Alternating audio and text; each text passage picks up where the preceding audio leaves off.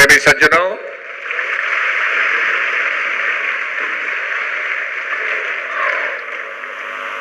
आज बहुत बड़ी शोभा यात्रा मेला क्षेत्र में निकली और इसी प्रकार की यात्रा हमारे नासिक में भी निकली थी।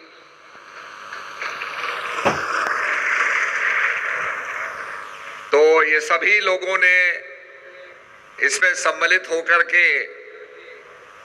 एक आपने पूरे प्रयाग क्षेत्र के अंदर एक संदेश दिया कि हमारा भारत कैसा हो, राम राज्य जैसा हो।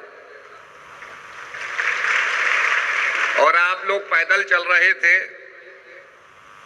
मुझे याद आई जब हम बद्रीनाथ से और दिल्ली बोट क्लब तक पैदल चले थे, 1 महीना 4 दिन के अंदर हमने वो यात्रा पूरी की थी। और प्रतिदिन हम लोग 25 किलोमीटर 28 किलोमीटर चलते थे और चलने के बाद हमारी एक विशाल जनसभा होती थी जिसमें हम अपने विचार और उद्गार रखते थे। उससे काफी लोगों में जागृति पैदा हुई और इसी प्रकार की यात्रा हमारी गुजरात में भी निकली और बिहार में भी निकली और सिक्किम में भी यात्रा निकली। आज इस कुंभ पर्व में जहां समुद्र का मंथन हुआ और मंथन के बाद 14 रथ निकले, उसमें धन्वंतरी अमृत को लेकर के आए और वो पात्र को अमृत पिलाते हैं। जब कलश पर झगड़ा होने लगा, द्वंद्व हो गया, तो भगवान ने मोहिनी रूप धारण किया और मोहिनी रूप धारण करके जो अमृत के पात्र थे उनको पिलाना शुरू किया। तो अमृत के लिए पात्रता होनी चाहिए, दैवी गुणों का उद्भव होना चाहिए और हमारे अंदर जिज्ञासा होनी चाहिए।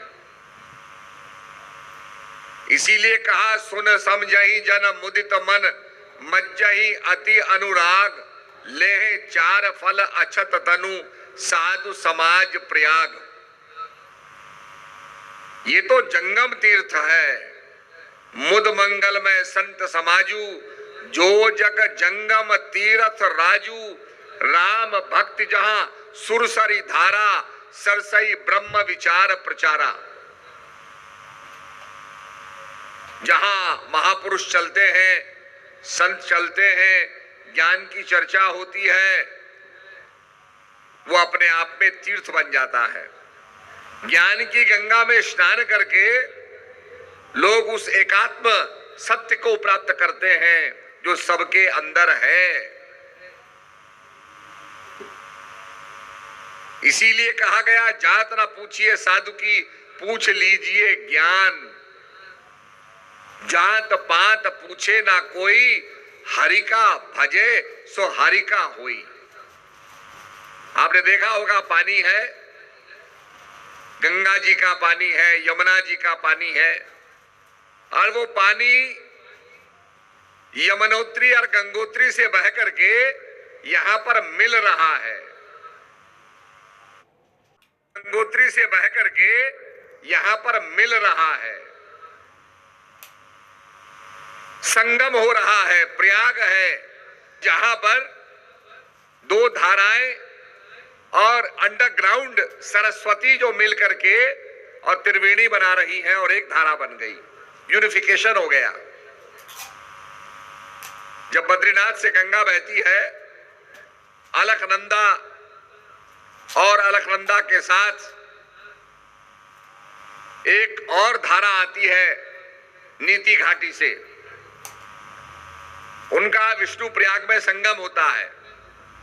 फिर वो आगे बढ़ती है तो आगे जाकर के मंदाकिनी मिलती है, फिर उसको नंदाकिनी मिलती है, फिर आके भगीरथी मिलती है, नयार नदी मिलती है, और देवप्रयाग के बाद गंगा पूरा रूप ले लेती है।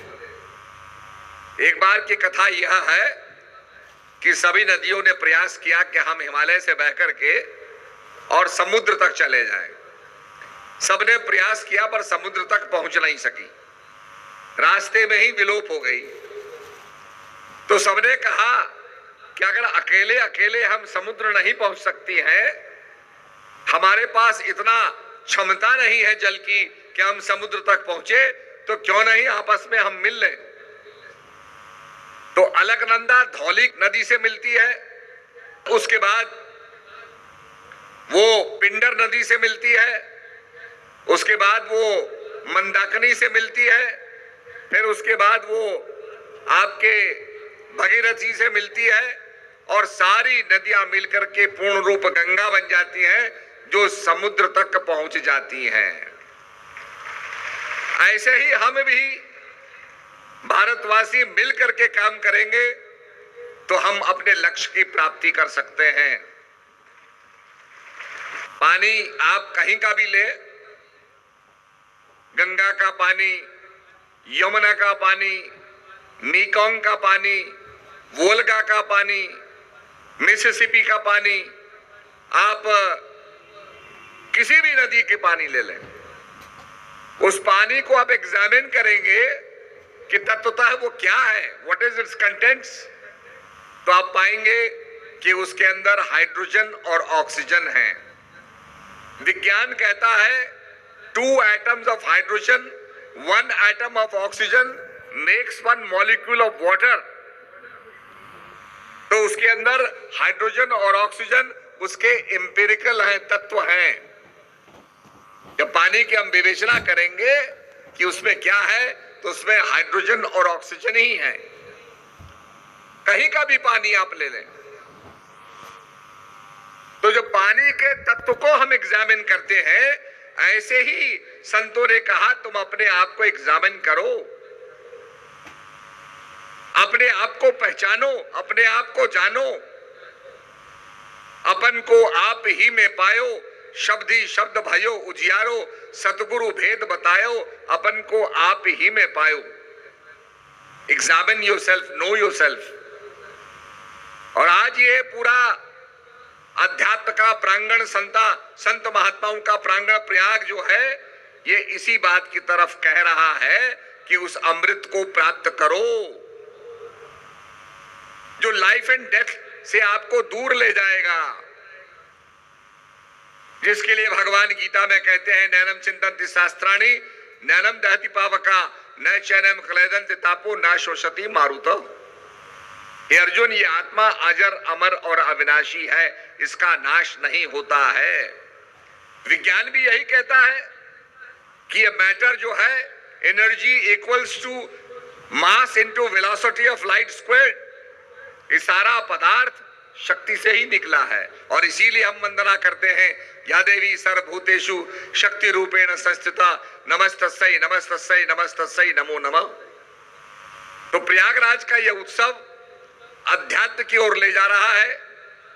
ये जो नाश होने वाला है, जो चेंजेबल है, परिवर्तनशील है। अभी आप देखिए यूक्रेन में कितनी भयंकर लड़ाई हो रही है। रूस, जिसके बारे में हम सोचा करते थे सुपर पावर है, ये तो कुछ हफ्तों में ही यूक्रेन को खत्म कर देगा। पर यूक्रेन को नेटो का सपोर्ट मिला, अमेरिका का सपोर्ट मिला, लड़ाई अभी तक चल रही है। उसके बाद इजराइल की हमास की लड़ाई शुरू हो गई, इजराइल की ईरान की लड़ाई शुरू हो गई, सीरिया जो है वहां भयंकर लड़ाई हो गई। तो आप देखेंगे सारे संसार में लड़ाइयां हो रही हैं, और बार बार समाचार पत्र लिखते हैं कि हम वर्ल्ड वॉर की तरफ आगे बढ़ते जा रहे हैं। We are approaching the world war.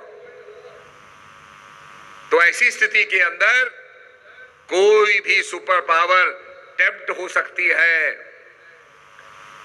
कि मैं न्यूक्लियर बटन को दबा दूं और न्यूक्लियर अगर एक्सप्लोजन होगा तो चेन रिएक्शन होगा और तबाही होगी, विनाश होगा और कुछ नहीं होगा। तो कहा आग लगी आकाश में, झड़झड़ पड़े अंगार, और संत ना होते जगत में तो जल मरता संसार। संत बड़े परमारथी, धन जो बरसे आए, तपन बुझावे और की अपनों पारस लाए। वर्षा करके तपन को बुझाते हैं, शांति प्रदान करते हैं। वो प्रभु का जो नाम है, जो प्रभु का नाम अमृत है, उसका उपदेश कराते हैं, प्रैक्टिकल उपदेश कराते हैं। तो ये संतों की विशेषता है, उनकी महानता है। और जो डेडिकेशन से समर्पण करता है, आपने देखा होगा जगह जगह यहां भगवा ध्वज लहरा रहे हैं। हमारे प्रेमी भी भगवा ध्वज लेके चल रहे थे। ये भगवा ध्वज कहां से आया?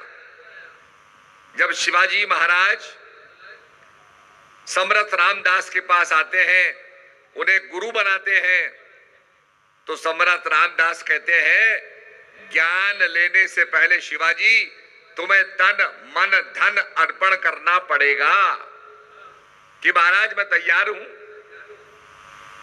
समर्थ रामदास जी ने ज्ञान दिया, आत्मबोध कराया। जब राज्य गुरु महाराज का हो गया तो गुरु महाराज ने कहा शिवाजी अब तेन तख्ते न भुंजता, त्याग की भावना से इसका उपभोग करो। ये गुरु महाराज का हो गया। तब शिवाजी ने भगवा ध्वज लिया और अपना भगवा ध्वज बनाया कि ये गुरु महाराज का ध्वज है, ये गुरु महाराज के राज्य का प्रतीक है। तो ये अध्यात्म को समर्पित है। संतों ने जो कुछ प्राप्त किया अध्यात्म को